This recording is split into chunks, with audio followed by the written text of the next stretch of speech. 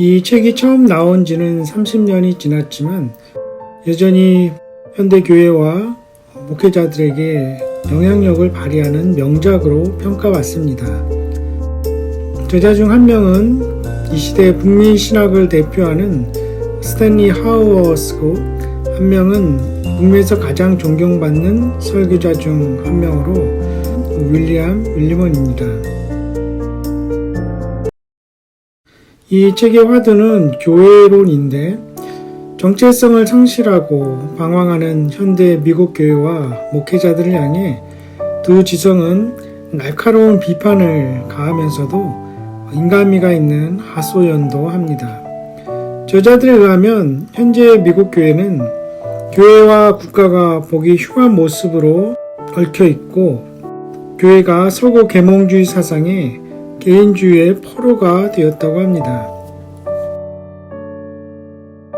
이들이 제시하는 조언은 그러한 미국 교회가 하늘나라의 식민지로서 정체성을 다시 회복해야 한다는 것입니다. 그러한 정체성을 가진 교회는 특정 이념이나 정치체제의 도구가 되지 않으며 현실적 안락을 거부하고 믿음의 여행을 다시 떠나는 공동체입니다. 또한 그 공동체는 예수 그리스도의 이야기, 즉 복음을 통해서 가야 할 궁극적 목적지를 다시 발견하는 종말론적 공동체입니다. 그리고 거룩한 혁명적 윤리성을 바탕으로 사람들의 욕구를 충족시키기 위한 더 나은 기관이 아니라 완전히 다른 관점을 제공하는 독특한 사명을 감당하는 공동체입니다.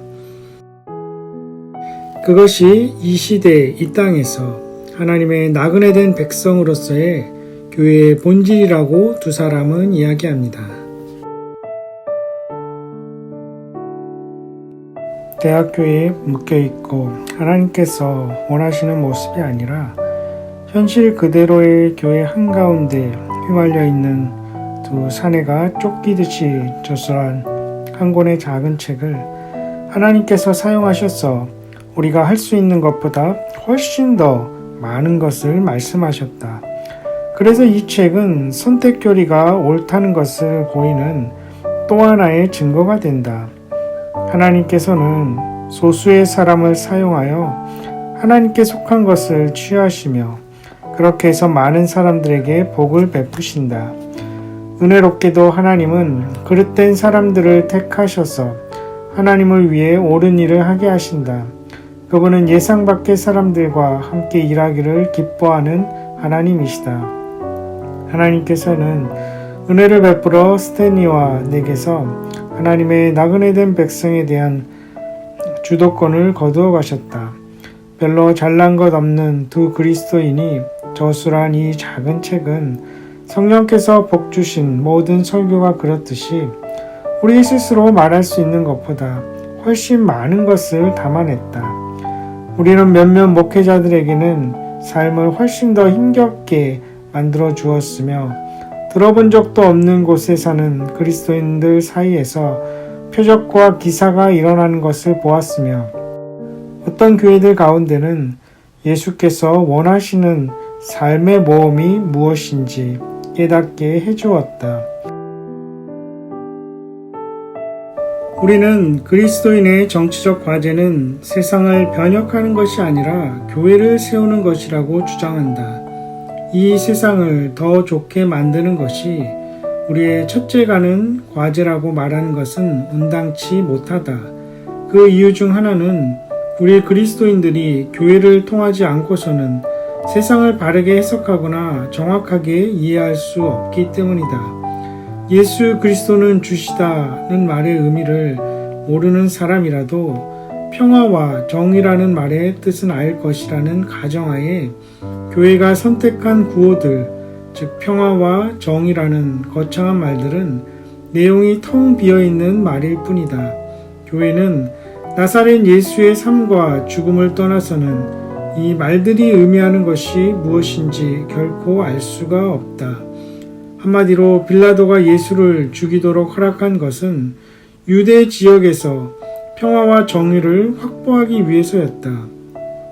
예수 그리스도의 이야기는 우리 신앙의 내용이 되며 우리 신앙이 제도로 구체화된 것을 판단하는 기준이 된다.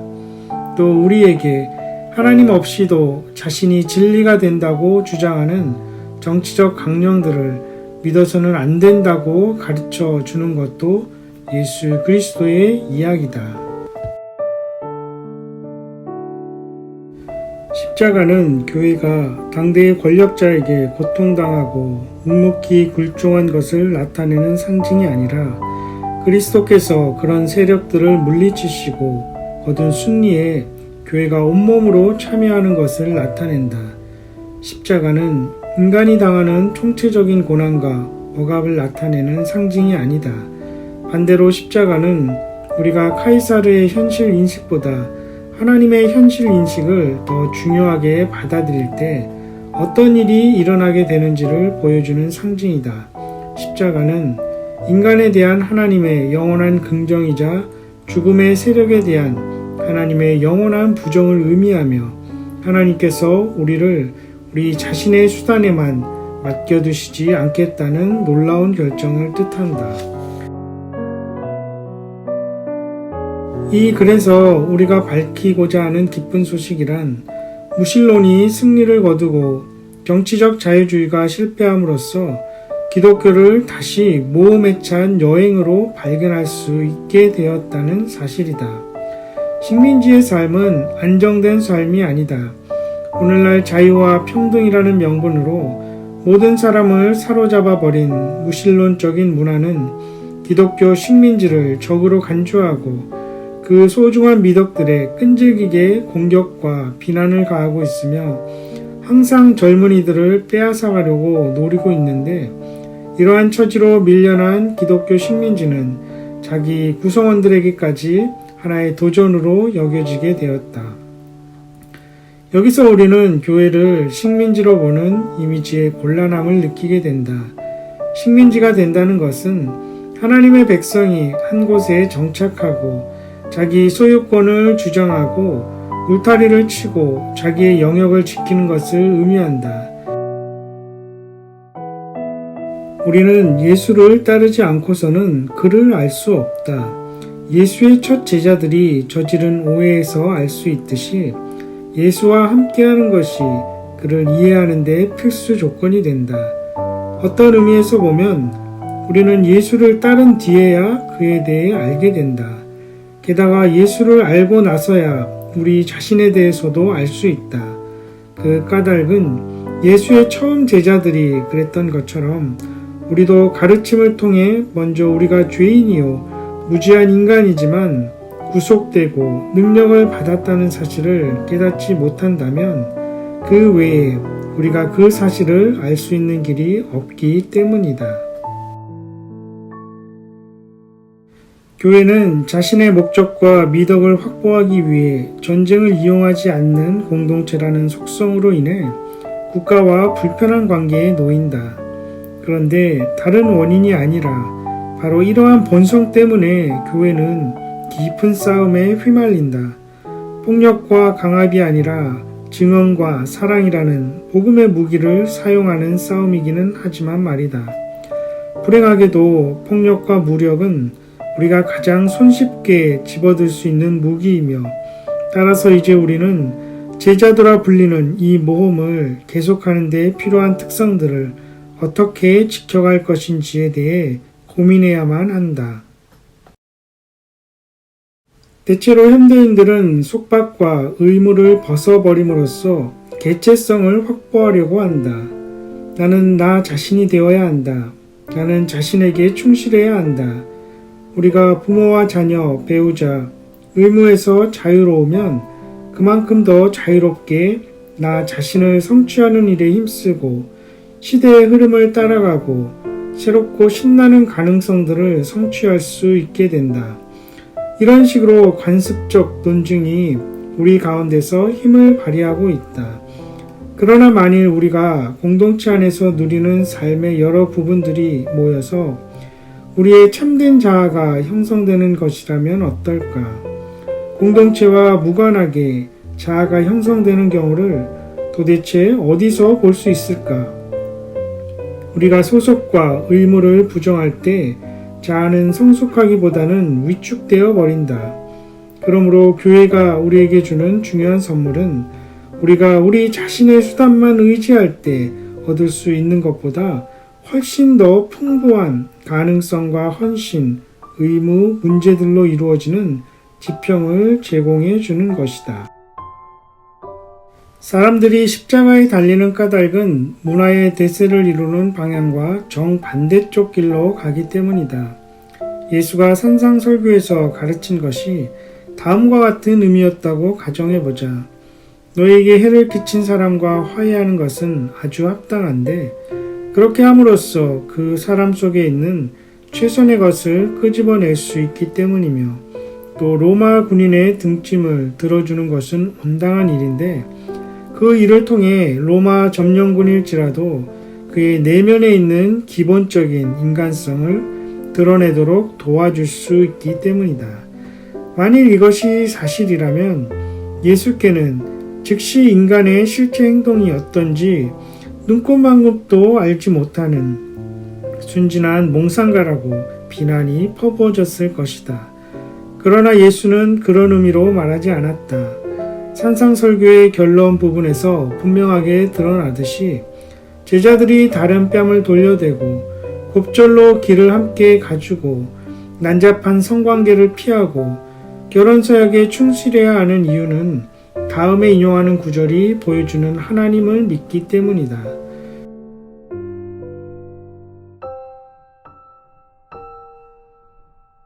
우리 하나님은 은혜를 모르는 이기적인 사람들에게도 친절하시며 악한 사람에게나 선한 사람에게나 해를 비추어 주신다.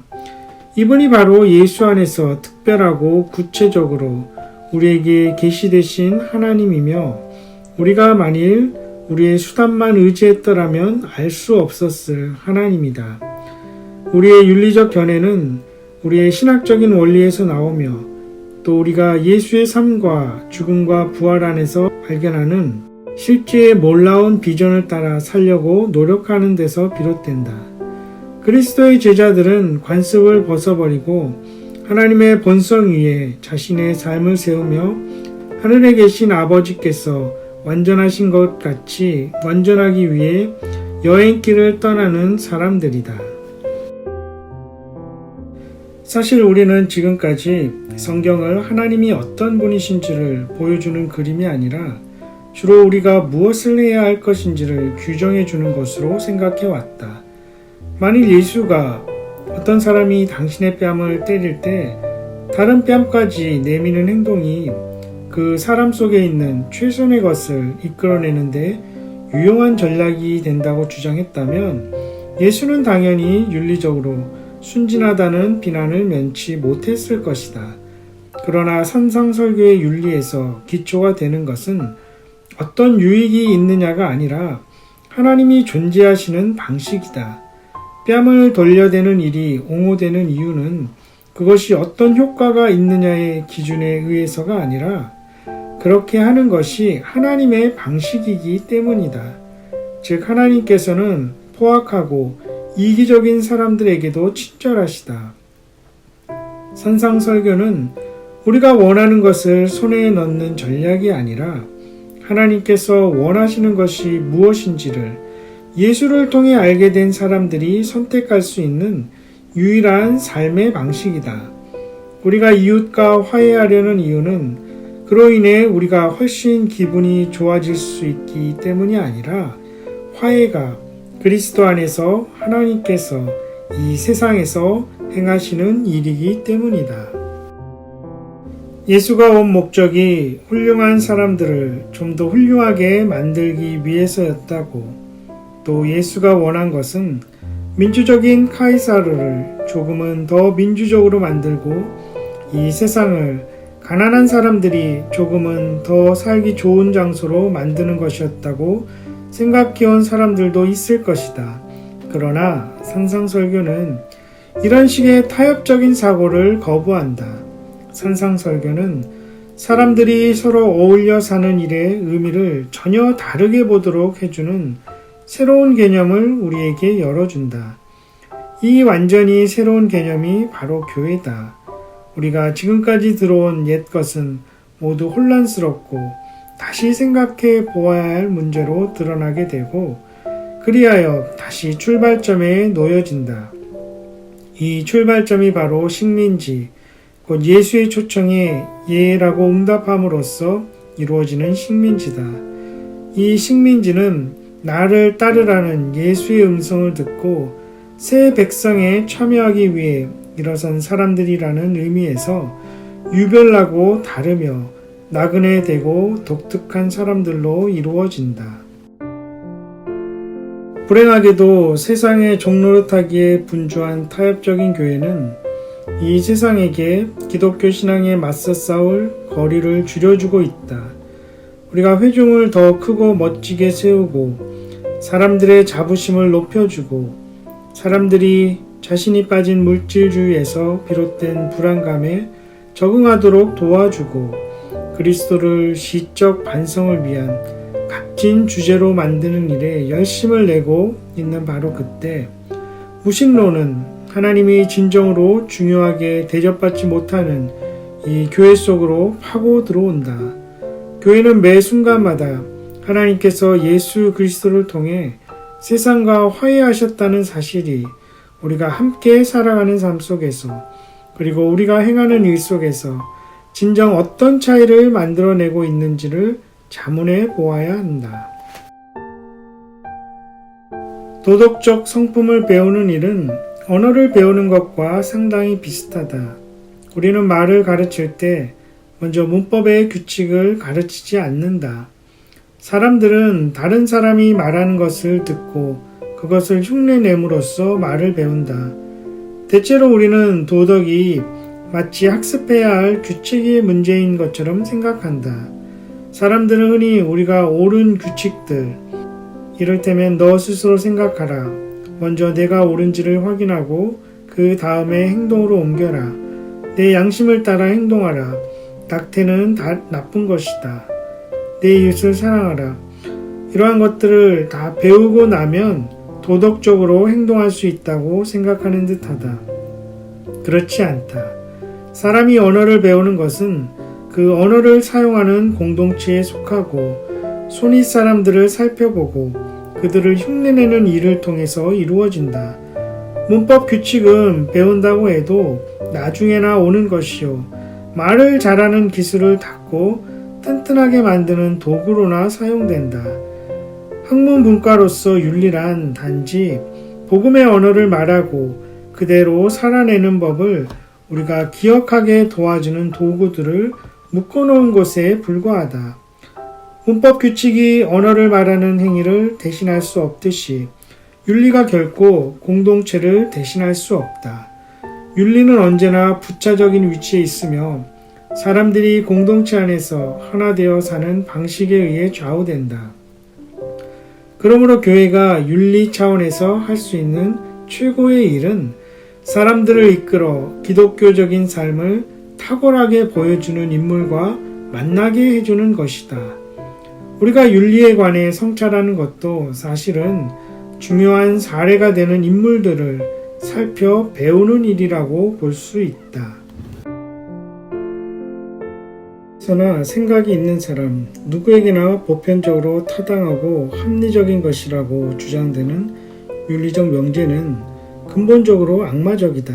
그 까닭은 그런 명제가 정해놓은 행위 규정에 동의하지 않는 사람도 엄연히 존재하는 사실에 대해 그것이 제시할 수 있는 설명이라는 것이 기껏해야 그런 사람들은 비합리적이며 따라서 열등한 인간이라고 말하는 것 외에는 다른 것이 없기 때문이다.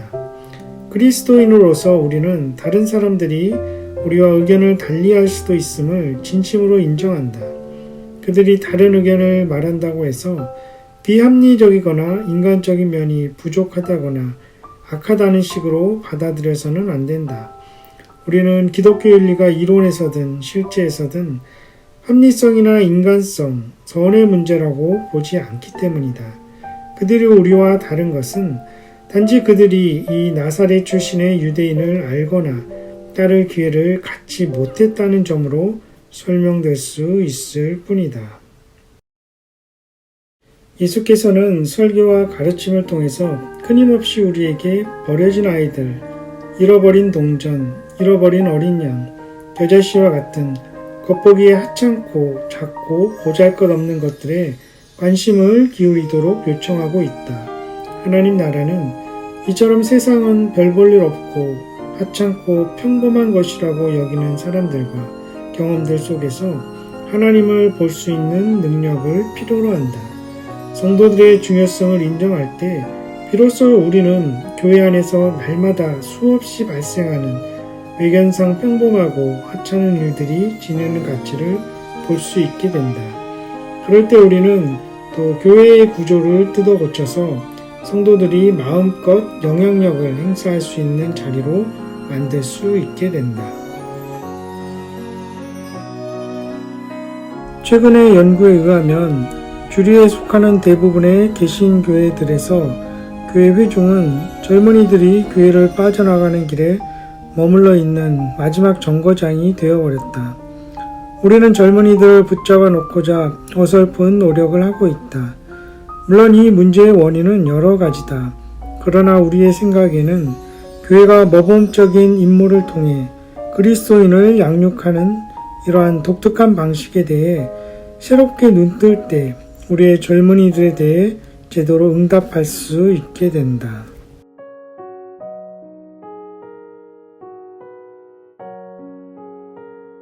예수는 재물을 가진 사람이 하나님 나라에 들어가기는 참으로 어렵다고 말했다. 제자들은 우리 전부를 대변해서 그렇다면 누가 구원을 얻을 수 있겠습니까? 라고 묻는다. 지금처럼 그때에도 복음과 교회에게 재물보다 더 치명적인 것은 없었다. 예수는 구원에 관한 제자들의 질문에 대해 부자가 구원받는 일은 인간적인 방법으로는 불가능하고 낙타가 바늘기로 지나가는 것만큼이나 어려운 일이라고 대답했다. 그렇다면 있는 힘을 다해 지나친 죄책감에 빠지지 않도록 노력하는 것이 이 상황에서 할 수 있는 최선의 일이 된다.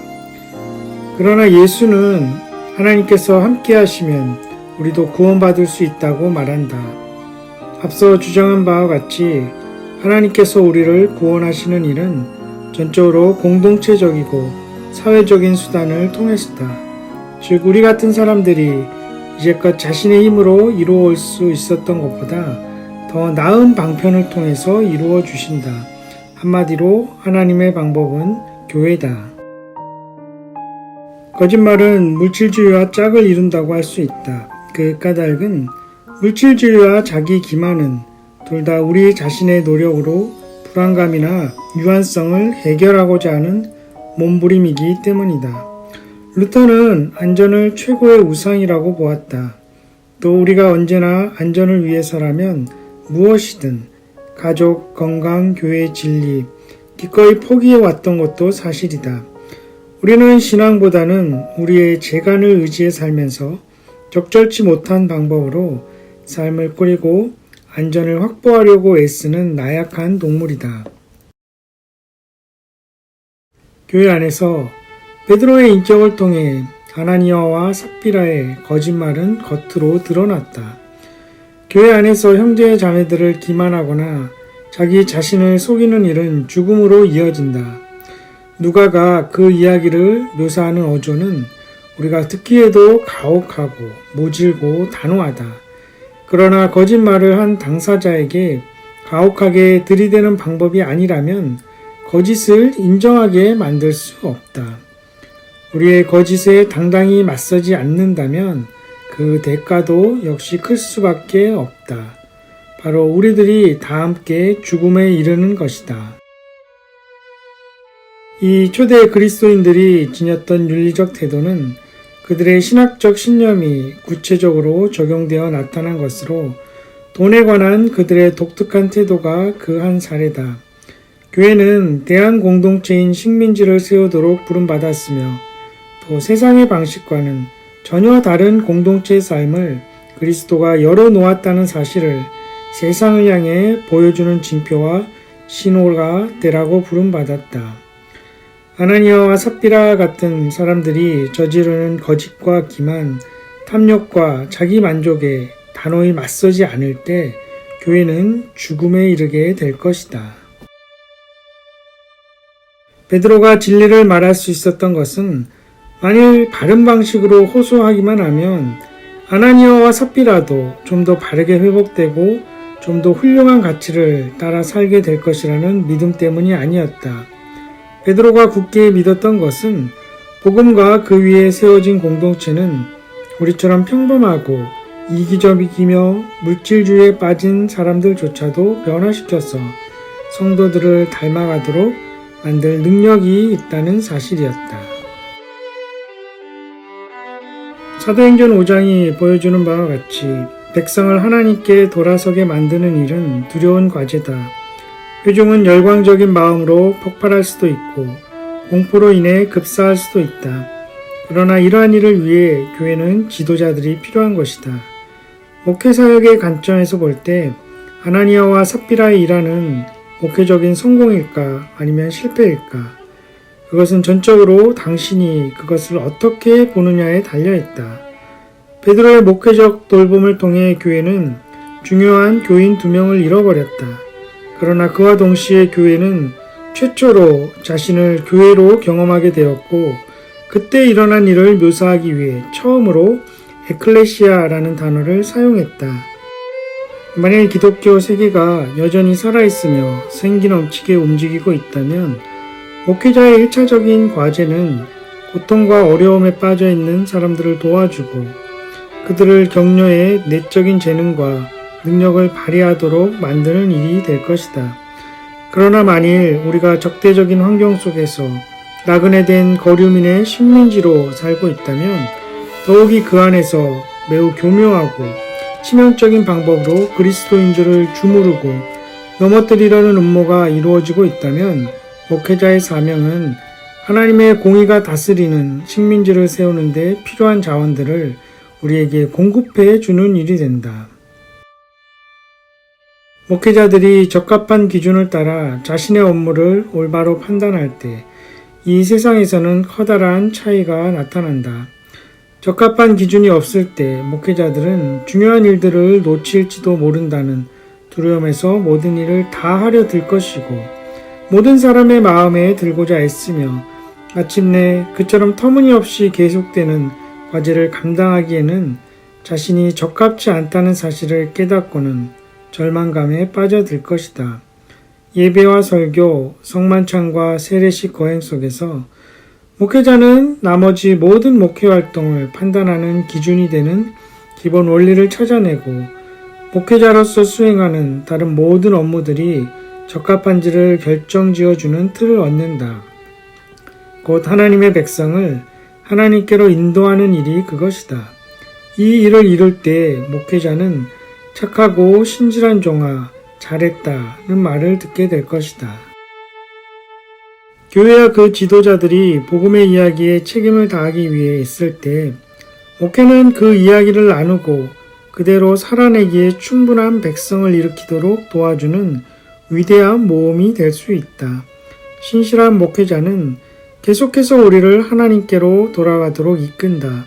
그렇게 함으로써 목회자는 우리 교회의 상상력을 열어주고 우리 스스로 할 수 있다고 생각했던 것보다 더 넓은 가능성의 영역으로 우리를 이끈다. 목사의 침체 문제와 관련해서 많은 평론가들은 목회자들에게 자신의 자아를 강화하고 하루를 쉬고 취미를 가지고 직원회의에서 모임이 끝날 때임을 분명하게 말하라고 권한다. 얼핏 성직자들 편으로 보이는 이 사람들은 한결같이 목회에서 발생하는 문제는 주로 성직자가 가지고 있는 부적절한 심리적 기질이라든가 교회가 강요하는 비현실적인 요구 등에서 비롯된다고 생각한다. 물론 그들의 판단에도 어느 정도 일리가 있다. 우리가 앞에서 말했듯이 사람들이 목회에 임하는 태도로 말미암아 목회가 그들에게 위험하기 짝이 없고 파괴적인 결과를 가져오는 외로운 업무가 되어버릴 때가 많다. 한 주에 하루 쉬는 일은 누구에게나 특히 목회자들에게도 잘못된 생각은 아니다. 그러나 우리가 보기에 이러한 해결책은 문제의 핵심을 파고드는 것이 아니라 증상의 변죽을 두드리는 것에 불과하다. 목회사역은 너무 위험하고 큰 수고가 필요한 일이기에 심리적 자기 수양이라는 하찮은 조언으로는 지속할 수 없는 일이다. 목회자와 나아가 그가 돌보는 평신도들에게 필요한 것은 목회를 위한 신학적인 근거로서 그들이 무신론적인 이 세상 속에서 자신들의 목회에 전념할 수 있게 해줄 만큼 보편적이고 종말론적이며 대학문화적인 특성이 분명한 근거여야 한다. 그 외의 것을 근거로 삼아서는 복음의 일탈과 우리 문화의 타락상 전체를 제대로 간파할 수 없게 된다.